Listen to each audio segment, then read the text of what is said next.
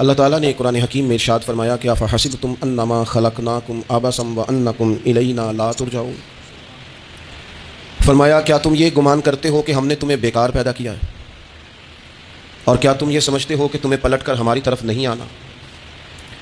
اللہ تبارک و تعالیٰ نے جو چیز بھی پیدا کی، جہاں بھی پیدا کی، بڑی حکمتوں کے تقاضوں کے تحت پیدا کی۔ میں کسی شخص سے بیزار نہیں ہو سکتا کیونکہ ایک ذرہ بھی تو بیکار نہیں ہو سکتا۔ اللہ نے ہر چیز کو کمال حسن کے ساتھ دنیا میں پیدا کیا، اور انسان تو اشرف المخلوقات، یہ تو اللہ تعالیٰ کی تخلیق کا شاہکار ہے۔ اللہ تعالیٰ نے اسے بڑی رعنائیوں کے ساتھ، بڑی حکمتوں کے ساتھ، بڑے کرم کے ساتھ پیدا فرمایا۔ اس کو اللہ تعالیٰ نے سمجھنے کی، بات کرنے کی، اپنا ما فی الضمیر کہہ دینے کی صلاحیت عطا فرمائی۔ مالک نے اسے عقل، شعور دیا، اور جو بڑی طاقتور مخلوق نظر آتی ہیں ان کو اللہ تعالیٰ نے انسان کے قبضے میں دے دیا۔ کتنا بڑا ہاتھی ہوتا ہے لیکن ایک چھوٹا سا بچہ اسے لیے پھرتا ہے، کتنا بڑا اونٹ ہے، کتنی طاقت رکھتا ہے، لیکن ایک چھوٹا سا بچہ اس کے ناک میں نکیل ڈالتا ہے اور اسے لے کے گھومتا ہے۔ اللہ تبارک و تعالیٰ نے اسے اشرف المخلوقات بنایا ہے۔ اتنے اتنے بڑے جہاز ایک انسان کے قبضے میں دے دیے ہیں، وہ جب چاہتا ہے جہاز اڑتا ہے، جب چاہتا ہے اسے زمین پہ اتار لیتا ہے۔ اللہ کی دی ہوئی طاقت سے ملکوں کو سر کرنا، بڑی بڑی ٹیکنالوجی کو ایجاد کرنا خدا نے اپنی توفیق سے اسے عطا کیا۔ اور پھر اگر وہ مسلمان ہے، پھر اگر وہ حضور کا غلام ہے، تو پھر تو فرمایا کنتم خیر امۃ اخرجت للناس، انسان ساری مخلوق میں افضل ہیں، اور میرے محبوب کا کلمہ پڑھنے والے سارے انسانوں میں سب سے افضل ہیں۔ ان کو اللہ نے اور زیادہ فضیلتوں سے، برکتوں سے مالا مال کیا۔ یہ وہ مخلوق ہے، یہ وہ لوگ ہیں، یہ وہ امت ہے کہ جو صرف ارادہ کرتی ہے نیکی کا، کرتی نہیں، ارادہ کرتی ہے تو اللہ نیکی کرنے کا اجر عطا فرما بھی دیتا ہے۔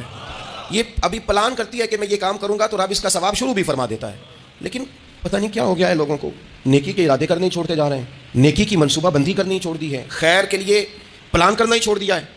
بہت سارا وقت بیکار گزرتا ہے، بہت سارا وقت چوراہے پہ گزر گیا، بہت سارا وقت گپوں میں گزر گیا، عمرے دراز مانگ کے لائے تھے 4 دن، 2 آرزو میں کٹ گئے، 2 انتظار میں۔ ایک ڈھیر سارا طبقہ ہے جس سے پوچھتے ہیں کیا کر رہے ہو، تو کہتے ہیں بس کچھ بھی نہیں، ٹائم پاس کر رہا ہوں۔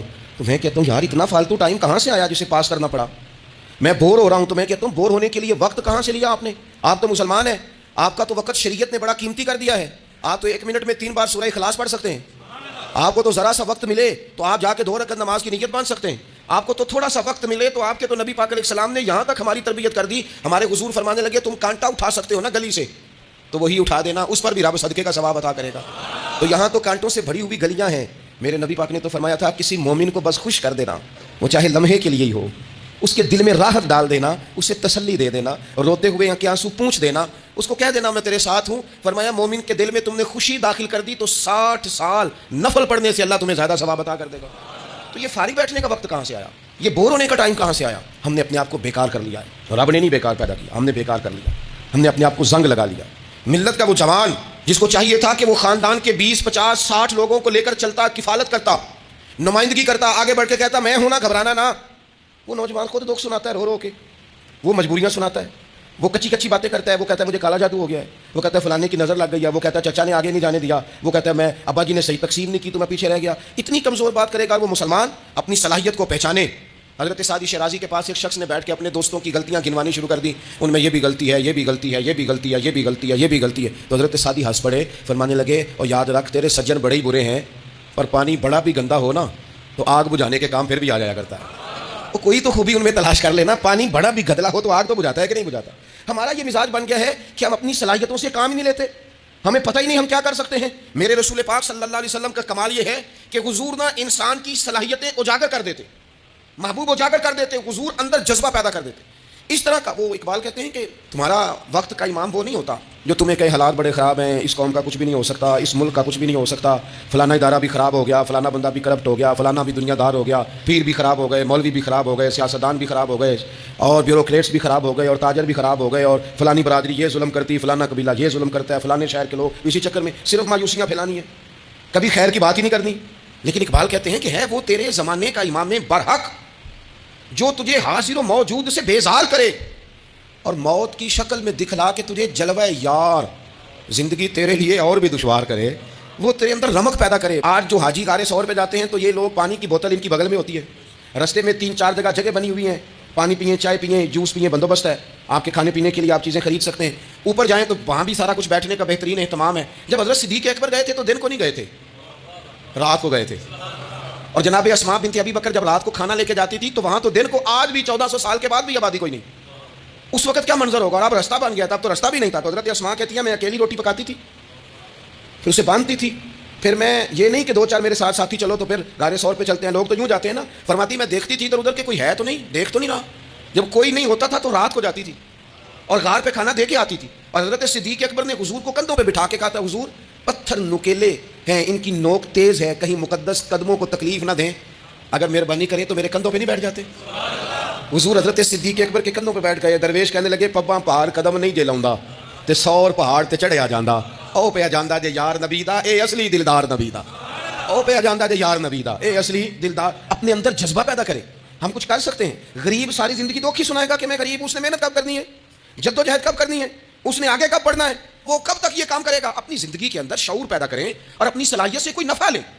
آپ کیا کر سکتے ہیں زندگی میں؟ میں نے کہا کچھ نہیں کر سکتے, گلی سے روڑا تو اٹھا سکتے ہیں کہ نہیں.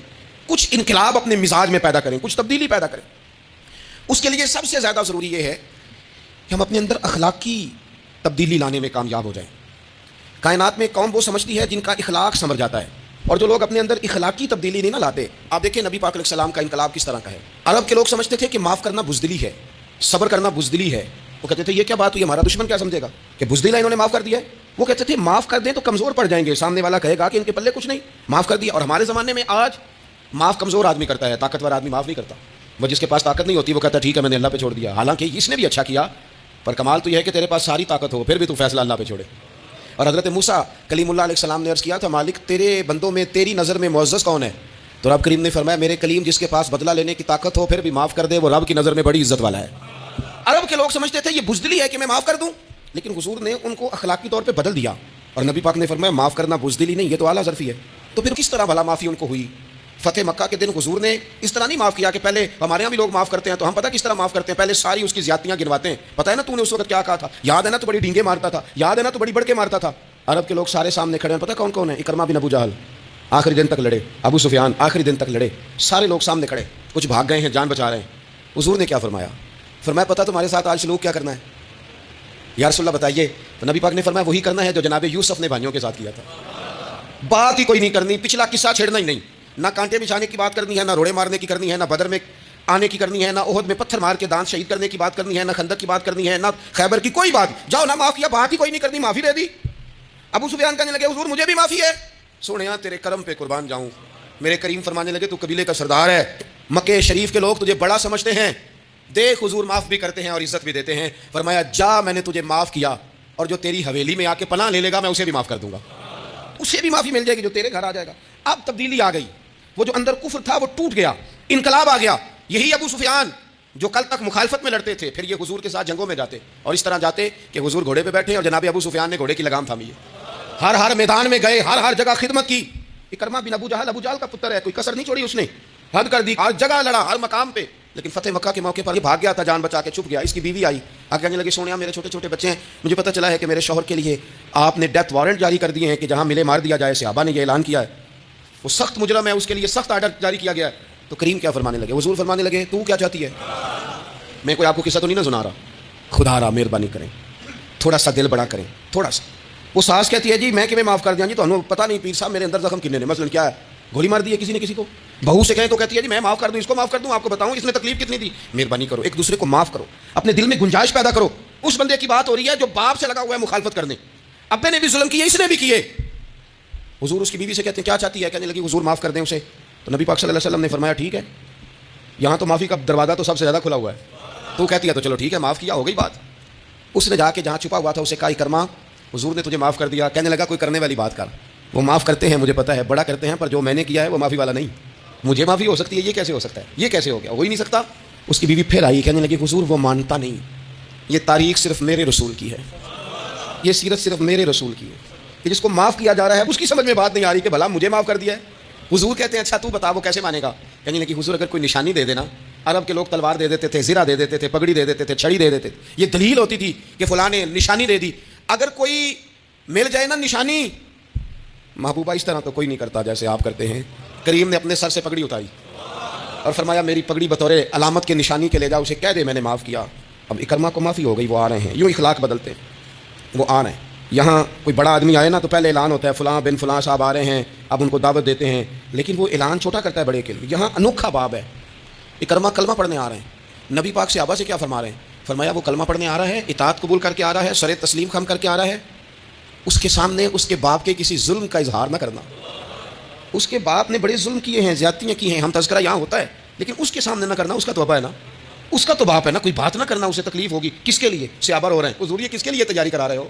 وہ آ گئے، قدموں سے لگ گئے، کلمہ پڑھ لیا، کھول کے روئے، حضور میرے لیے بھی معافی ہے؟ تو کریم نے فرمایا ہاں میں رحمت والے رب کا رحمت والا رسول ہوں، ہے نا معافی۔ اکرما مسلمان ہو گئے، پھر تلوار کو صاف کر کے کہنے لگے سونیا پہلے جو اسلام کی مخالفت میں لڑتی تھی اب حمایت میں لڑے گی، مجھے بتائیں۔ ایک ایک گلی اکرما گئے اسلام کی حمایت میں تلوار لے کے، ایک ایک گلی۔ اور آپ پچھلے جہاد میں بھی گئے تھے، اس جہاد میں نہ جائیں تو کہنے لگے کفارہ نہیں ادا کرنا، پچھلے داغ نہیں صاف کرنے، میں جاؤں گا گلی گلی جاؤں گا، نگر نگر جاؤں گا، جھنڈا لے کے جاؤں گا، میں بتاؤں گا کہ جب کوئی مدینے والے کے پاس آئے تو رب دل بدل دیا کرتا ہے، انقلاب آتے ہیں، عادتیں بدلتی ہیں، طبیعتوں میں تغیر آتا ہے، کون کہتا ہے نہیں آتا؟ میں جاؤں گا۔ ہمس میں حضرت عمر کے زمانے تک اکرما لڑے، سالوں میدان میں رہے اسلام کی حمایت میں، اور پھر ہمس کے میدان میں حضرت عمر کے دور میں لڑتے ہوئے شہادت کی موت اللہ نے انہیں عطا فرمائی۔ یہ آپ دیکھیں حضرت خالد بن ولید کون ہے؟ کہنے لگے حضور میں تو بڑی شدت سے اسلام کے خلاف لڑتا تھا، میری غلطیاں بھی معاف ہو جائیں گی؟ تو حضور فرمانے لگے اسلام پچھلے سارے معاف کرا دیا کرتا ہے، نئی زندگی کا آغاز ہو جاتا ہے، نئی زندگی کا آغاز ہوتا ہے۔ حضور نے فرمایا جو رمضان میں عبادت کر لے نا، ایمان کے ساتھ رمضان میں عبادت کر لے، اللہ اس کے پچھلے سارے معاف فرما دیتا ہے۔ اب وہ نئی زندگی کا آغاز کرے، جس نے شب قدر پہ رو رو کے توبہ کی ہے وہ رمضان کے بعد کرپشن چھوڑ دے، جھوٹ چھوڑ دے، بددیانتی چھوڑ دے، دل دکھانا چھوڑ دے۔ جس نے رمضان میں روزے رکھے، تراویح پڑھی ہے، وہ نئی زندگی کا آغاز کرے، خدا کی رحمت سے گناہ معاف ہو گئے، اب وہ آگے بڑھے۔ نبی پاک علیہ السلام نے فرمایا جو اللہ کے گھر کا حج کار آیا وہ اس طرح ہے جس طرح آج ماں کے پیٹ سے پیدا ہوا ہے، اب نئی زندگی کا آغاز کرے، اب وہ اپنی عادات میں تبدیلی لائے، اب وہ بدل جائے۔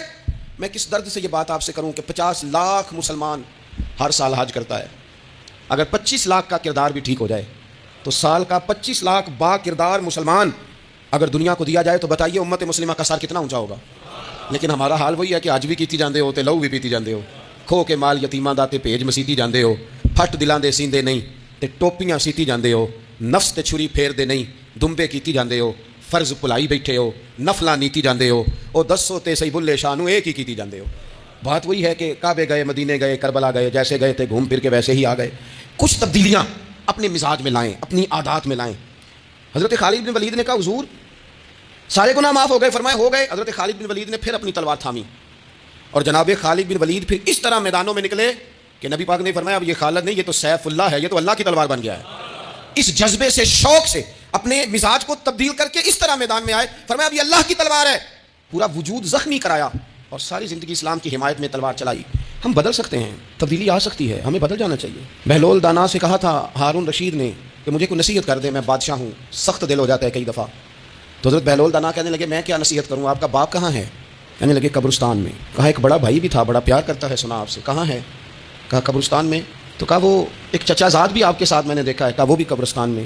یاد کرانا شروع کیا حضرت بہلول نے، فرمایا وہ ننہال والے، ددہال والے، وہ ماموں، وہ چاچو کا سب قبروں میں۔ آخری جملہ کہا، فرمایا تیرا ایک پتر بھی تھا، چڑھتی جوانی تھی، قد اونچا تھا، رنگ گورا تھا۔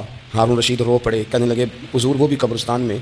تو فرمایا جس نے اتنے جنازے پڑھے ہوں اسے میں نصیحت کروں، تیرا کیا خیال ہے، تو نے نہیں جانا؟ یارو ہم نے اپنے کئی کلاس فیلوں کے جنازے پڑھے ہیں، بڑا پیار تھا میرا اپنی دادی کے ساتھ، تو 97 میں وہ انتقال کر گئیں، دادا ابو چلے گئے، اماں جی چلی گئیں، ابا جی چلے گئے، نانا چلے گئے، پھپھا چلے گئے، دوست چلے گئے۔ یہاں پچھلے سال کئی سنگی تھے، اس سال نظر نہیں آتے، رخصت ہو گئے۔ او سنگیو یہ تو ساری تیاری ہے، ہم نے بدلنا کب ہے؟ تو ہمارا بڑھاپا آنے کو ہے، اب تو بال سفید ہونے کو۔ تبدیلی کس وقت؟ اللہ تعالیٰ نے قرآن مجید فرقان حمید کے اندر فرمایا اللہ ولی الذین آمنوا یخرجہم من الظلمات الی النور، اللہ مومنوں کا ولی ہے، وہ انہیں اندھیروں سے نور کی طرف نکالتا ہے، وہ رستہ دکھاتا ہے۔ بار بار راہ کھلتی ہے ہمارے سامنے پر ہم قبول کرنے کو تیار نہیں ہوتے۔ کچھ تبدیلی اب آ جائے، کچھ زبان میں مٹھاس آ جائے، کچھ ہمارے عمل میں پختگی آ جائے۔ ہم نہ بہت سارے کام لوگوں کو دیکھ کر کرتے ہیں، اس سے تھوڑی جان چھڑائی جائے۔ کچھ اپنے اندر جو قباہتیں ہیں کچھ اپنے ساتھ جنگ کی جائے۔ نبی پاک علیہ السلام نے فرمایا افضل جہاد اپنے نفس سے لڑائی کرنا ہے، اپنے آپ کے ساتھ کچھ جد و جہد کی جائے، کچھ اپنے خلاف بھی چلا جائے۔ ساری زندگی دوسروں سے لڑتے، دوسروں پر اپنی غلطیوں کا بوجھ ڈالتے گزر گئی، کچھ اپنے نفس پر بھی۔ حضرت باجدید بستامی سے کسی نے کہا حضور میں نے اللہ تک جانا ہے، رستہ بتا دیں۔ فرمایا 2 قدم کا رستہ ہے۔ فرمایا ایک قدم اپنے نفس کی خواہش پہ رکھ لے تو دوسرا قدم تیرا رب تک پہنچ جائے گا۔ تو اپنے آپ کو کنٹرول نہیں نہ کرتا، اپنے آپ سے تو لڑ پہلے۔ اقبال کہتے ہیں ڈھونڈتا پھرتا ہوں، اے اقبال اپنے آپ کو، آپ ہی گویا مسافر، آپ ہی منزل ہوں میں۔ نبی پاک نہ تبدیلی کرتے۔ یہ جو لوگ کہتے ہیں نا کیسے بدلوں، تو حضور بدلنے تو آئے ہیں، حضور بدل نہیں. حضرت مازن ایک صحابی ہیں, وہ کہتے ہیں میں بت کی پوجا کرتا تھا, امام بہقی نے لکھا ہے, میں بت پوجتا تھا. ایک دن میرے بت کے اندر سے آواز آ گئی, تو کب تک مجھے پوجے گا, مدینے میں تو حضور جلوہ فرما ہو گئے ہیں. کہتے ہیں 2 دفعہ 3 دفعہ بت مجھے پیغام دے رہا ہے کہ حضور کی طرف جاؤ. بت کہتے ہیں میں وہاں سے چلا, حضور کی بارگاہ میں پہنچا, تو نبی پاک علیہ السلام کی خدمت میں حاضر ہو کے میں نے عرض کی, یا رسول اللہ کمال ہو گئی, لوگ بتوں کو پوچھتے ہیں اور میرا بت کہہ رہا تھا جا کے حضور کا کلمہ پڑھ لے. وہ سکیاں کھجوراں اگا جام دے, پتھراں تو کلمہ پڑھا جام دے. فرمایا وہ انہوں نے مجھے بت نے بھیجا ہے. حضرت مازن کہتے ہیں حضور کی بارگاہ میں آیا, نبی پاک نے کلمہ پڑھایا, تو میں نے عرض کی حضور میرے اندر کچھ قباحتیں بھی ہیں, کسی کی چیز دیکھ کے میرا جی للچا جاتا ہے, میں چوری کر لیتا ہوں, بدکاری کا بھی مزاج ہے, شراب نوشی بھی ہو جاتی ہے. کہتے ہیں حضور نے میرے سینے پہ ہاتھ رکھا, میرے لیے دعا کر دی. آپ فرماتے ہیں گردن اونچی تھی, کبھی نیچی نہیں ہوئی تھی, پر وہ کلمے کی کیا برکت آئی کہ ایسا سر جھکا کہ وہ جھکا ہی رہا.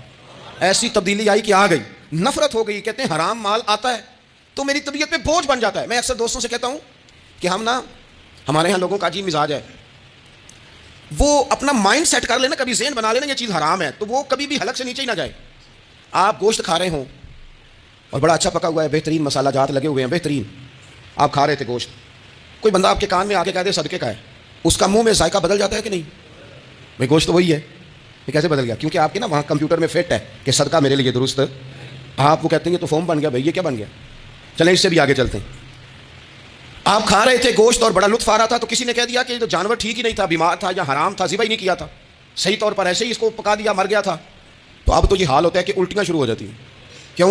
اس لیے کہ نفیس طبیعت پر نہ صدقے کا گوشت فٹ ہوتا ہے نہ حرام فٹ ہوتا ہے, کیونکہ طبیعت نفیس ہے نا. بس اس بات کو سمجھ لیں, جس طرح حرام بکرا طبیعت پہ فٹ نہیں نہ ہوتا, اس طرح کروڑ حرام بھی طبیعت پہ فٹ نہیں ہونا چاہیے. 2 کروڑ بھی حرام آ جائے تو فٹ.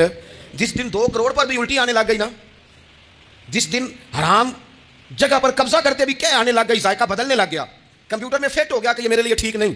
لیکن میں اکثر کہتا ہوں لوگوں سے, میں کہتا ہوں ہمارے ہاں بندہ دیکھ کے فتویٰ ہوتا ہے. یہاں کوئی غریب عیسائی ہو نا, ماڑا بیچارہ گلی میں جھاڑو دے کے روٹی کماتا ہے, تو لوگ مسئلہ پوچھتے ہیں, کہتے ہیں مولوی صاحب سائنہ روٹی کھانی جائز ہے؟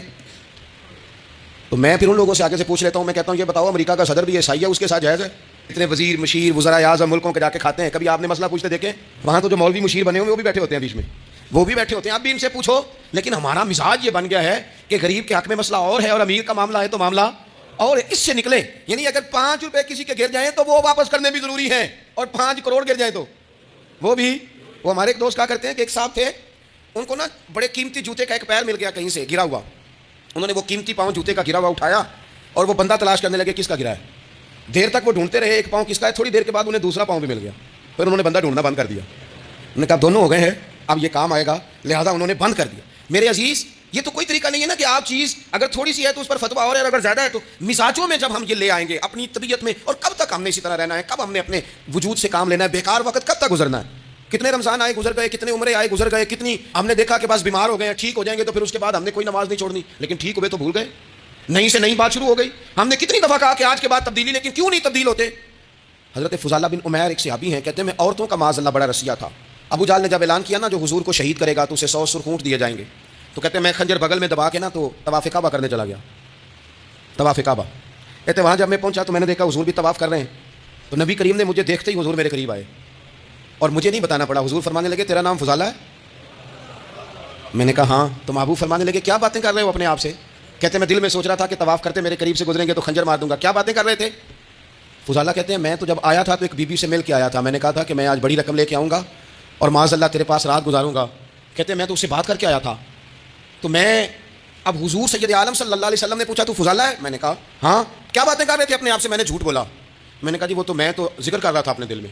کہتے ہیں حضور مسکرائے اور مسکرا کے فرمانے لگے چل چھوڑ, جس کام آیا تھا وہ کرتا کیوں نہیں؟ میں جو تیرے سامنے کھڑا ہوں تو کرنا. خیال آیا مسلمان نیک و بد پہچان جاتے ہیں اور آقا آدمی کے دل کی باتیں جان جاتے ہیں. کرنا وہ کام. تو فضالہ کہتے ہیں کہ میں کانپ گیا, میرے ہاتھ سے وہ خنجر گر گیا. حضور نے میرے سینے پہ ہاتھ پھیرا, اس طرح پھیرا کہ زندگی میں اتنا سکون کبھی نہیں ملا, اتنی ٹھنڈک کبھی نہیں ملی, اتنا قرار کبھی نہیں آیا, اس قدر زیادہ آزمائش کبھی نہیں آئی. میں قرار محسوس کرنے لگا. کہتے ہیں حضور فرمانے لگے کیا وہ وقت نہیں آیا کہ تو کلمہ پڑھ جائے؟ کہتے ہیں میں نے فوراً کہا حضور آ گیا ہے وقت, پڑھائیں مجھے کلمہ. کہتے ہیں نبی پاک نے کلمہ پڑھا دیا, میں مسلمان ہوا. میں واپس لوٹا تو وہی عورت بن سنور کر تیار ہو کر گلی میں کھڑی تھی. عادتیں بدل جاتی ہیں. شرط یہ ہے کہ ہم تھوڑی سی کوشش کریں, شرط یہ ہے کہ ہم اپنے آپ کو اللہ رسول کی بارگاہ میں پیش کریں. اور میرے دوستوں, میرے بزرگوں, ہمیں سب سے زیادہ تکلیف میں ہماری اپنی عادات نے ڈالا ہے, ہماری اپنی خواہشات نفس نے ہمیں زیادہ آزمائشوں میں ڈالا ہے. کہتے ہیں وہ عورت بن سنور کے کھڑی تھی. جب میں واپس لوٹا تو پہلے میں اس کے پیچھے بھاگتا تھا، اب میں اس کے قریب سے گزر گیا تو اس نے آواز دی تو فضالہ نہیں؟ کہتے ہیں میں چپ کر گیا. وہ پھر پیچھے دوڑی، میرا گریبان پکڑ کے کندھا پکڑ کے ہلایا، تو فضالہ نہیں؟ کہتے ہیں میری جھکی ہوئی گردن، میں سر نہیں اٹھاتا. مجھے کہنے لگی تو وہ نہیں ہے جو فضالہ ہے؟ میں نے کہا ہوں میں فضالہ، پر وہ والا نہیں جو تجھے ملا کرتا تھا. کہا تو اب کون ہے؟ کہنے لگے میرا ٹائٹل بدل گیا ہے، میرا تعارف بدل گیا ہے، اب میں رسول کائنات کا غلام ہو گیا ہوں. ہم لوگ مجھے مسلمان کہتے ہیں، اب میری نگاہوں میں جچتا نہیں کوئی، جیسے میرے محبوب ہیں ایسا نہیں کوئی. کہتے ہیں بدل گئی عادت، میں وہی ہوں پر میرا لہجہ میرا مزاج ہی بدل گیا. حضرت جریر ابن عبداللہ کہتے ہیں میں کاروبار کرتا تھا، مجھے بڑا سلیقہ آتا تھا کاروبار، میں سستی ترین چیز خریدنے کا ملکہ رکھتا تھا.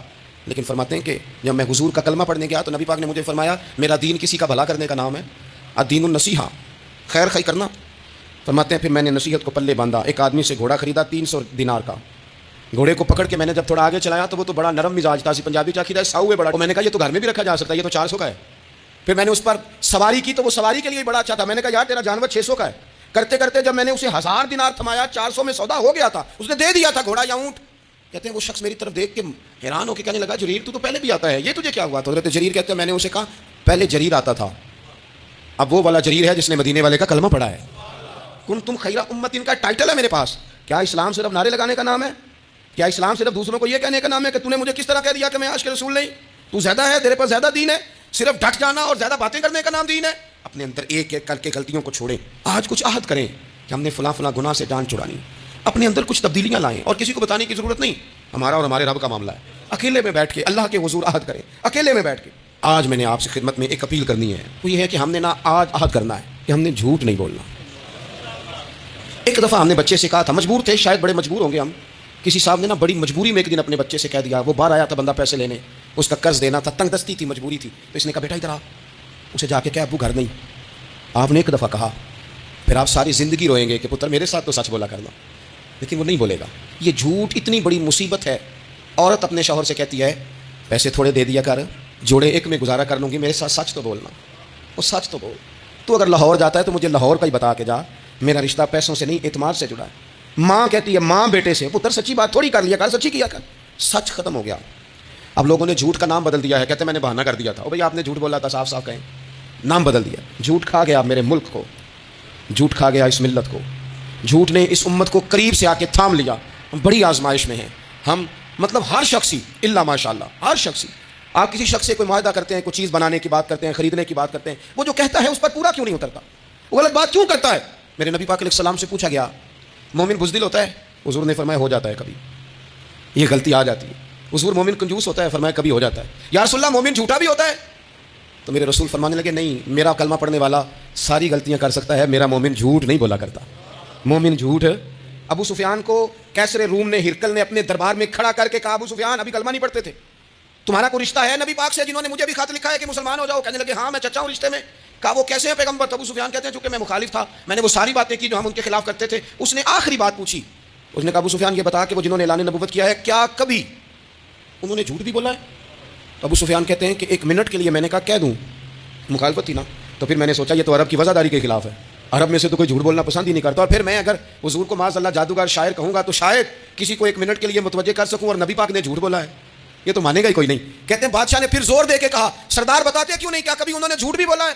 تو ابو سفیان کہتے ہیں میرے ہاتھ میں چھڑی تھی، میں نے زور سے زمین پہ ماری. میں نے کہا وہ میرے رشتے میں بھتیجے ہیں، میری سخت مخالفت ہے، میں ان کے خلاف میدانوں میں نکلتا ہوں، جنگیں لڑتا ہوں، کبھی وہ غالب آتے ہیں کبھی ہم آتے ہیں، لیکن میرے سامنے وہ پیدا ہوئے.